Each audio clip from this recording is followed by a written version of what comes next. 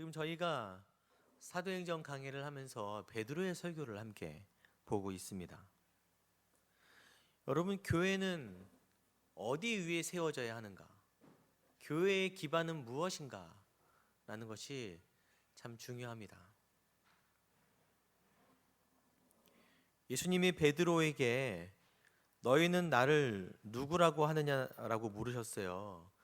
마태복음 16장 16절에서 18절에 이런 말이 있습니다. 시몬 베드로가 대답하여 이르되 주는 그리스도시요 살아계신 하나님의 아들이시니이다 라는 말씀이 있어요.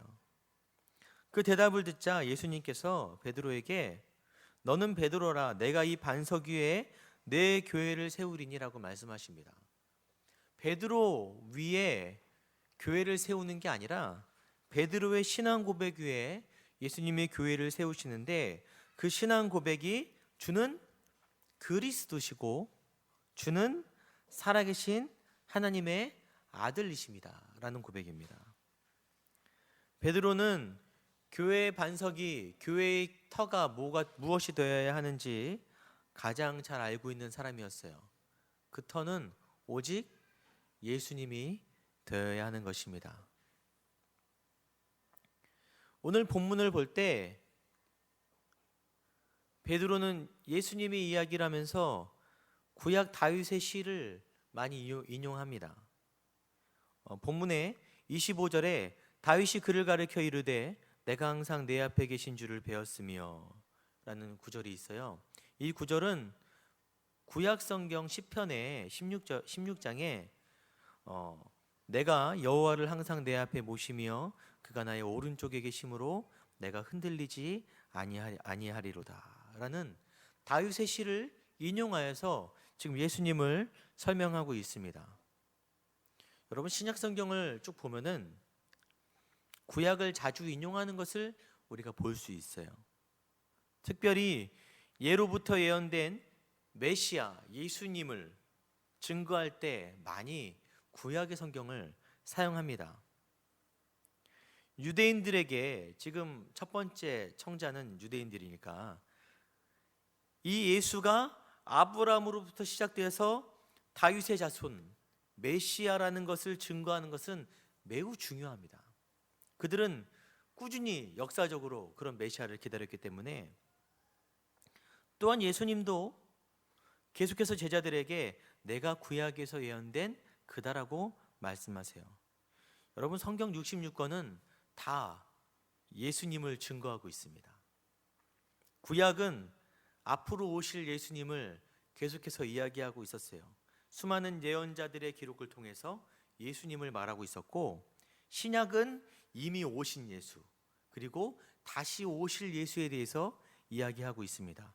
사도들이 32절에 우리가 다 이 일의 증인이로다 라고 이야기하고 있습니다. 어찌 보면 인류의 역사는 딱 두 가지로 볼 수 있어요. 예수를 이 땅 가운데 보내기 위한 계획, 그것이 구약이죠. 그리고 이 땅에 오신 예수를 증거하는 역사, 신약을 포함한 말세, 지금 우리의 삶을 이야기할 수 있습니다. 때문에 교회는 항상 예수 그리스도를 기반으로 세워져야 돼요.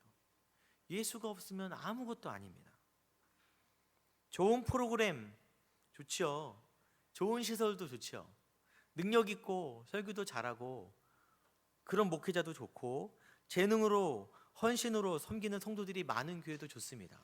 하지만 그 모든 요건들이 다 갖춰졌다 하더라도 그 안에 예수가 없다면, 예수를 향한 진리가 없다면 아무 의미가 없는 거예요.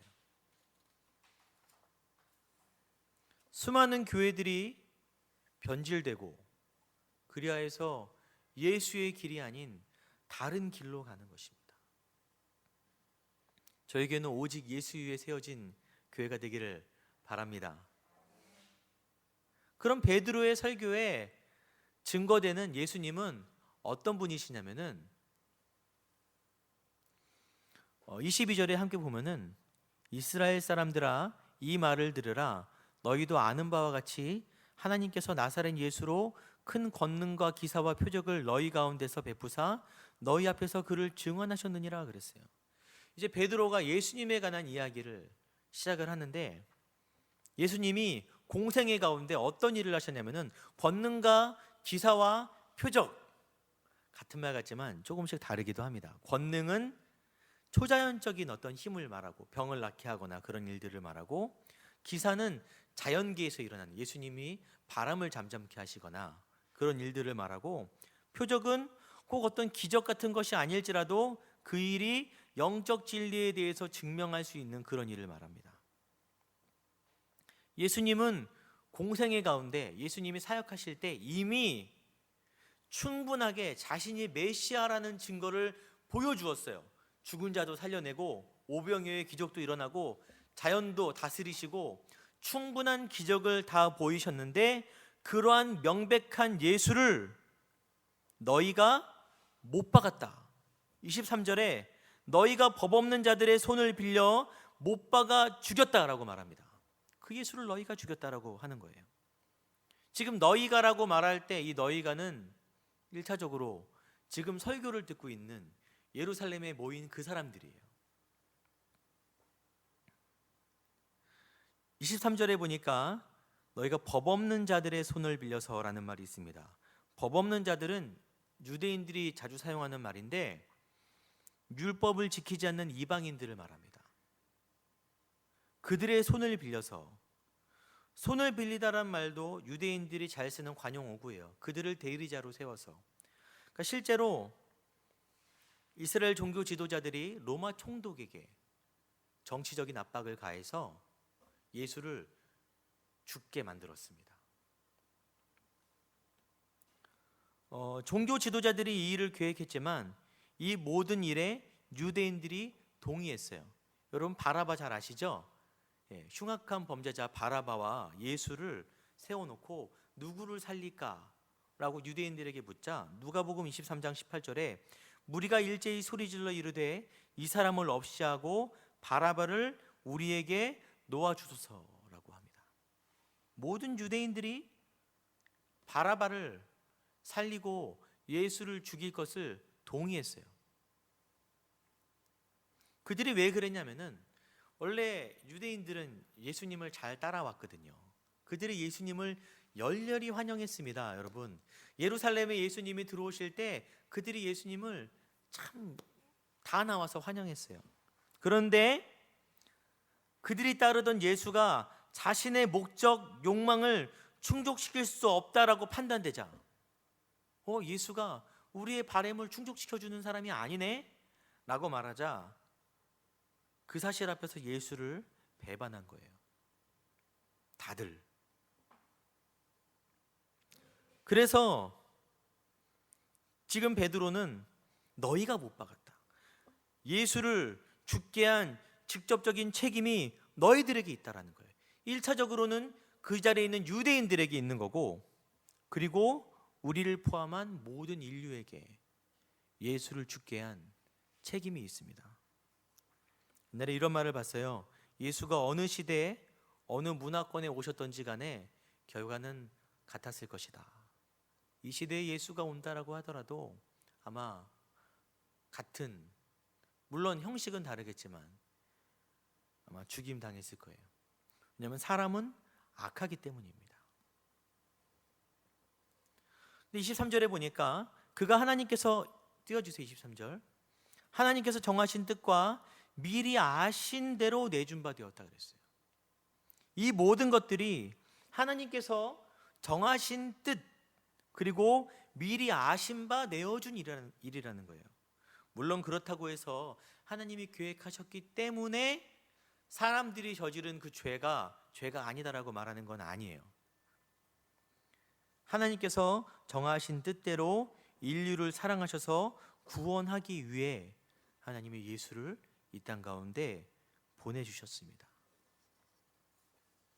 그리고 십자가에 달려 죽게 하셨습니다. 24절에 가면은 예수님의 부활에 관한 이야기를 베드로가 하는데 같이 읽을까요? 시작. 24절 시작. 하나님께서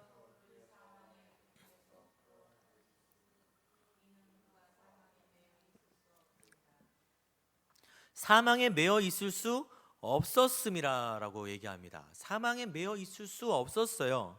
왜냐하면은 고린도전서 15장에 나와 있는데 넘겨주십시오. 같이 읽겠습니다. 사망아 너희 승리가 어디 있느냐? 사망아 내가 쏘는 것이 어디 있느냐? 사망이 쏘는 것은 죄요 죄의 권능은 율법이라 라고 말합니다. 여러분, 죄라는 것은 율법에 비추어서 드러나게 되어 있습니다. 그리고 그런 죄의 결과물이 사망이에요.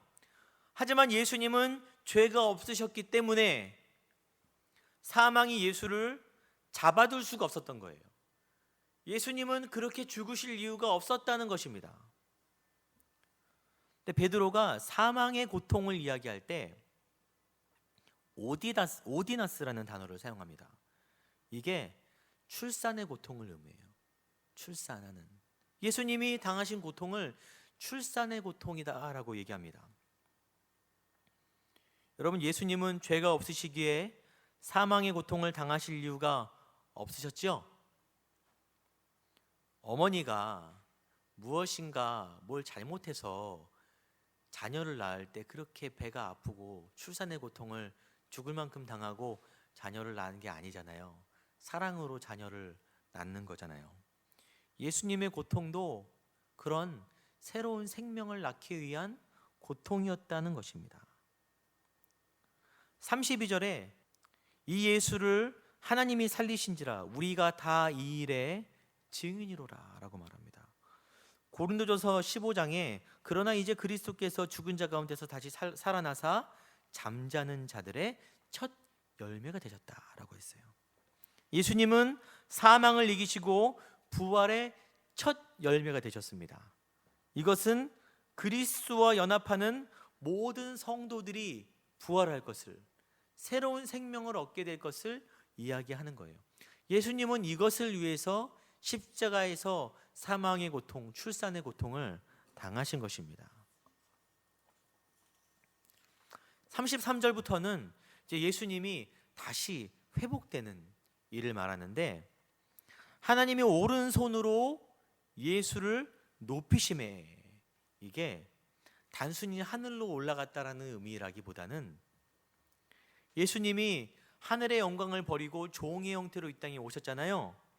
이 종의 형태를 취하신 것이 본래 직위로 회복되는 거예요. 그 영광으로. 이것을 신학적 용어로 승귀라고 합니다. 예수님이 다시 영광, 물론 그 영광이 훼손된 적은 없어요. 하지만 다시 공식적으로 그 영광스러운 모습으로 회복되어서 하나님 우편에 하나님과 함께 이 땅을 통치하는 자리에 계시는 것입니다. 여기서 중요한 순서가 하나 등장합니다. 성령은 하나님께로부터 나와서 아버지께 받아서 예수님을 통해 성도들에게 보내어집니다. 성령은 예수님을 통해서 보내어진다는 것입니다. 이게 성령은 복음을 통해서라는 말과 일맥상통합니다. 복음을 통해서 동시에 복음을 믿게 하기 위해서 성령이 역사해요. 여러분, 성령의 역사가 굉장히 활발한 교회들이나 그런 모임들이 있죠. 성령의 역사가 그 집회 가운데, 모임 가운데, 교회 가운데 일어나는 것보다 더 중요한 게 그 성령의 역사가 참 목적과 부합하느냐가 더 중요합니다. 그냥 기적이 일어났으니까 됐어, 좋아, 은혜로워가 아니라 그 목적이 복음과 예수 그리스도의 이름을 증거하는 일에 합당하게 목적이 부합되어야 맞는 것이에요. 그런 능력이 있기 때문에 그 교회는 옳고, 그런 능력을 행하기 때문에 그 사역자는 옳다라는 생각은 굉장히 위험합니다. 굉장히 위험해요. 저희가 함께 교회 생활을 하면서 그런 일이 벌어질 수 있습니다. 왜냐하면은 하나님이 교회 가운데 성령의 은혜를 부어주시기 때문에 때로는 병이 나을 수도 있고, 때로는 어떤 성령의 은사를 받을 수도 있고, 다른 어떤 은사들을 체험할 수도 있고, 깊은 임재를 체험할 수도 있지만, 그때 오늘 이 말씀을 기억하시기 바랍니다. 모든 성령의 역사는 하나님께로부터 나와서 예수님의 복음을 통해서 우리에게 주어지는 것입니다. 또한 복음을 증거하기 위해서 그 성령의 역사가 일어나는 것임을 기억하시기 바라고, 그런 일들이 일어났을 때 흔들리지 않도록, 그런 현상 때문에 마음이, 믿음이 흔들리지 않기를 바랍니다. 제가 지금 교회의 기반 한 가지를 말씀드렸어요. 교회의 기반 첫 번째, 예수 그리스도를 말씀드렸습니다. 오늘 본문에 이 교회의 기반이 또 한 가지 있어요. 뭐냐면은 37절 같이 읽겠습니다. 듣고 마음에 찔려 베드로와 다른 사도들에게 물어 이르되, 형제들아 우리가 어찌할꼬 하거늘. 이 이야기를 들은 사람들이 베드로가 예수 그리스도에 관한 이야기를 했는데 그 사람들이 마음이 찔렸어요. 여러분, 이 찔림은 성령이 우리 마음을 비추실 때 일어나는 자연스러운 현상입니다. 그런데 한 가지, 이 설교를 하고 있는 사람이 베드로이기 때문에 우리가 베드로에 관한 이야기를 잠깐 볼 텐데, 복음서는 예수님의 공생의 이후에 한 30년 정도 이후부터 쓰여지기 시작했습니다. 특히 예수님과 함께한 이들, 제자들의 증언을 바탕으로 복음서가 쓰여졌어요. 그래서 어떤 사건이 복음서에는, 이 마태복음에는 있는데 누가복음에는 없고, 요한복음에는 있는데 마가복음에는 없는 그런 사건들도 있습니다. 증언을 바탕으로 발췌해서 기록한 것이기 때문에. 그런데 사복음서에 다 등장하는 이야기가 있어요. 뭐냐면은 베드로가 예수님을 부인하잖아요. 닭 울기 전에. 그 사건이 사복음서에 다 기록되어 있어요. 여러분, 베드로 인생 가운데 가장 부끄러운 순간이 어느 때일까요? 그때일 거예요, 아마. 예수님을 부인하는, 예수님이 잡히시던 밤에 전날 호언장담했는데, 나는 예수님을 따라가겠다라고 얘기했는데 예수님이 말씀하신 예언처럼 바로 그날 밤에 예수님을 부인하는 베드로를 우리 보게 되잖아요. 제가 베드로라면은 그 성경들이 쓰여질 때 이렇게, 내가 그래도 사도들의 수장인데 좀 빼줘, 그런 얘기는 그랬을 것 같아요. 좀 빼줘, 그런 얘기. 그래도 우리 참 사도들이, 사도구 가운데 내가 첫 번째 사도인데 좀 빼달라고 할 수 있겠지만 안 빼고 다 기록되어 있는 거예요. 가장 부끄러운 모습이. 아마 저의 추측이지만 베드로가 예수 그리스도에 관한 복음을 증거할 때 아마 그 이야기, 내가 닭 울기 전에 예수님을 그렇게 부인했어라는 얘기가 베드로의 18번 설교였을 거라고 생각을 해요. 내가 그랬어, 내가 그랬다, 내가 그랬어. 그가 자신의 연약함을 드러내며 다가갈 때 아마 그 복음을 접하는 사람들도 베드로의 그 이야기를 통해서 마음을 열고 자신을 인정할 용기가 생기지 않았을까라는 생각을 합니다. 사도 바울도 이렇게 고백하죠. 디모데전서 1장 15절에 내가 죄인 중에 내가 괴수다라고 이야기하지 않습니까?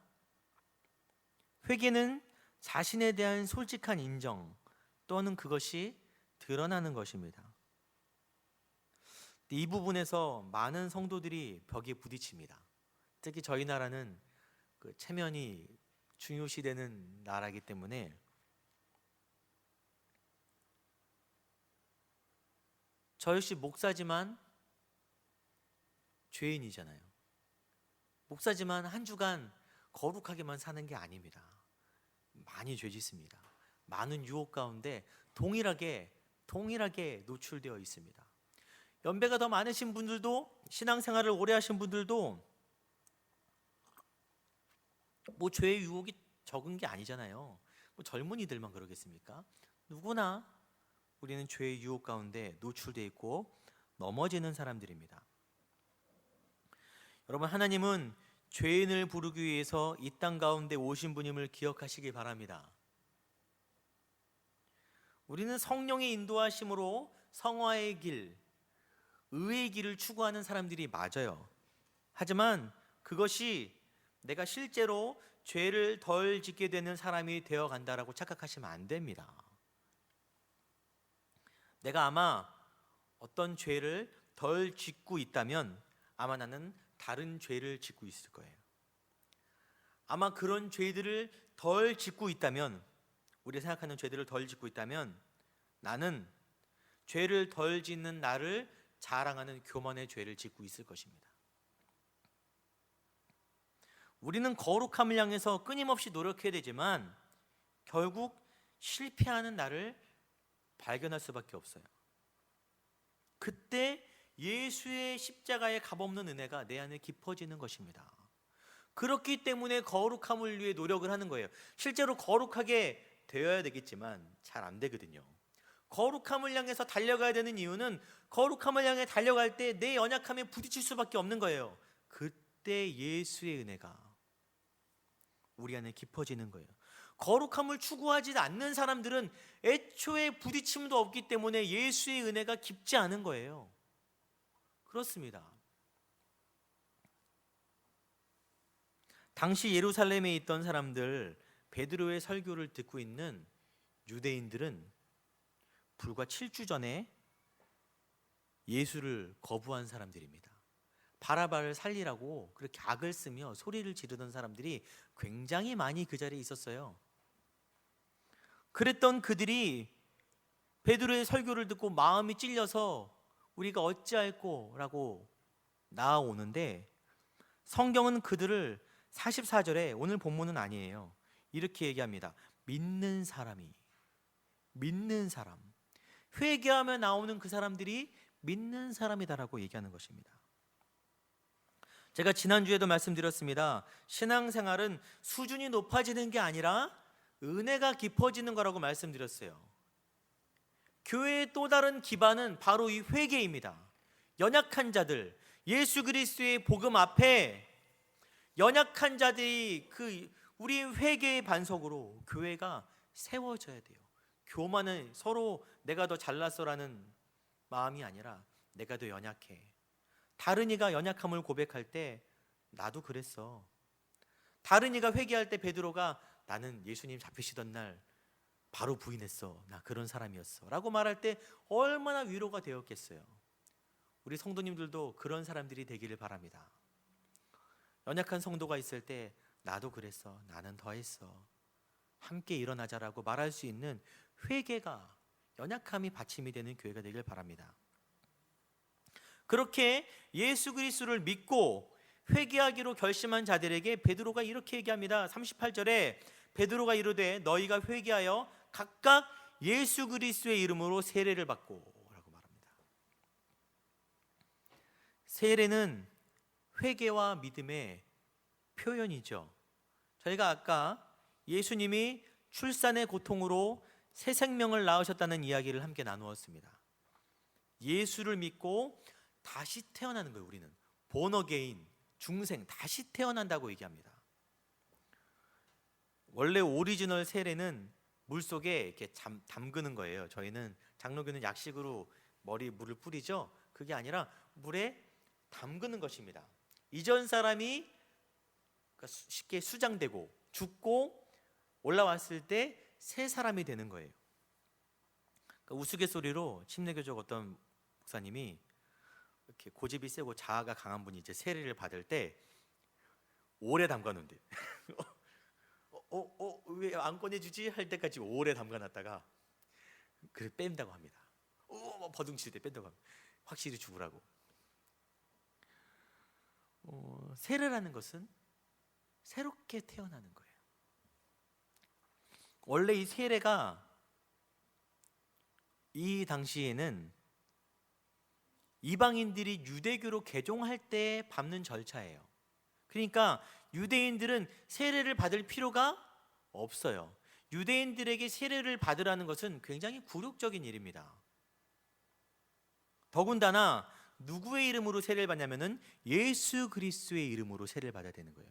7주 전에 그들이 부인했던, 사람들이 고집이 있어서 한 번 부인했던 것은 틀린 줄 알면서도 쭉 밀고 나가는 경향이 있잖아요. 그들이 부인했던 그 예수의 이름으로 그들이 이방인들이 받는 세례를 받아야 되는 거예요. 그들에게 세례는 민족적인 자존심을 내려놔야 되는 것이고 자신이 선택한 것에 대한 번복을 인정하는 거예요. 그들이 세례를 받는 것은 그 당시 유대인들이 그 자리에 있던 아주 확실한 믿음의 표시입니다. 세례는 십자가의 공로를 의지하는 것이고 예수님의 권위를 인정하는 것이고 예수님의 가르침을 인정하는 것이고 예수님을 따르며 섬기기로 결정하는 것입니다. 여러분 다 세례 받으셨죠? 물론 여러분 세례를 2번 받으실 필요는 없어요. 세례라는 행위는 단회적으로 한 번만 하니까요. 그러나 바울이 이렇게 얘기합니다. 고린도전서 15장 31절에 나는 날마다 죽노라. 날마다 내가 죽는다. 이게 세례잖아요. 날마다 나는 죽고 다시 태어난다 라고 말합니다. 예수의 피로 새 사람이 되었지만 세례도 받았지만 우리는 아직 이 죄악된 땅에 발을 디디고 살아가야 하기에 매일 예수의 이름을 붙들어야 하고 회개하는 마음으로 날마다 죽어야 합니다. 저희 오남강림교회가 오직 예수 위에 세워진 교회가 되기를 소망합니다. 또한 연약한 자들, 회개하는 자들의 모임이 되기를 간절히 소망합니다. 그리고 처음에 우리가 죽기로 예수를 믿고 다짐했던 그 마음이 끝까지 이어지는, 매일매일 죽고 새롭게 되는, 그래야 해서 높아지는 자들이 아니라 은혜가 깊어지는 교회가 되기를 간절히 소망합니다.